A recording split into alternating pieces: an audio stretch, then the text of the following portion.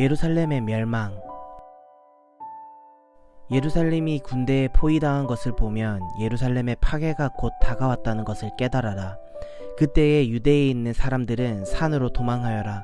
예루살렘 안에 있는 사람들은 빨리 빠져나가거라. 시골에 있는 사람들은 예루살렘 안으로 들어가지 마라. 그것은 이 날이 바로 징벌의 날이기 때문이다.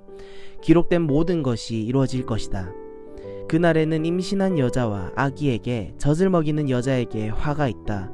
땅에는 큰 고통이 닥치겠고 진노가 이 백성에게 내릴 것이다. 그들은 칼날에 쓰러질 것이며 여러 나라의 포로로 붙잡혀 갈 것이다. 이방인의 때가 끝날 때까지 예루살렘은 이방인들의 발에 짓밟힐 것이다. 인자가 오심. 해와 달과 별들에게서 징조가 있을 것이다. 땅에서는 민족들이 바다와 파도의 소리에 당황할 것이다. 사람들은 세상에 닥칠 일을 예상하며 두려워하고 기절할 것이다. 이것은 하늘에 있는 권세가 흔들릴 것이기 때문이다. 그때의 사람들은 인자가 구름을 타고 능력과 큰 영광으로 오는 것을 볼 것이다. 이러한 일이 일어나기 시작할 때 일어서서 너희의 머리를 들어라. 이는 너희의 구원이 가까이 오고 있기 때문이다. 아멘.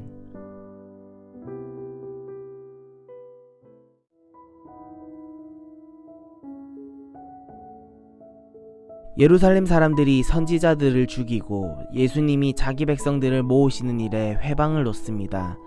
하나님은 더 이상 예루살렘을 안전한 곳이 아닌 심판의 장소로 삼으십니다.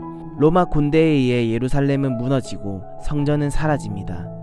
예수님은 예루살렘의 멸망을 예고하시며 산으로 도망가라고 하시지만 누구도 예외 없이 일할 심판이기에 임신한 여자와 아기는 더 큰 위험에 노출됩니다. 이방인이 통치하는 시기가 끝나면 예루살렘은 회복할 것입니다. 예루살렘 멸망과 성전 파괴는 세상이 끝나는 것과 다름없는 엄청난 사건입니다.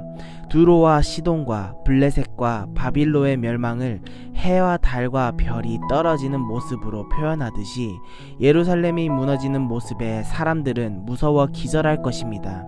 하지만 예루살렘이 멸망할 때 다니엘 7장 13절에서 14절 말씀대로 예수님은 왕이 되셔서 새로운 공동체를 세우실 것입니다.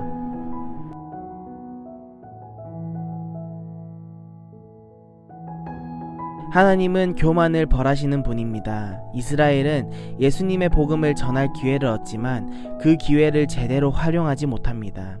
오히려 선지자를 핍박하고 예수님을 거부합니다. 결국 예루살렘은 멸망하고 성전은 파괴됩니다.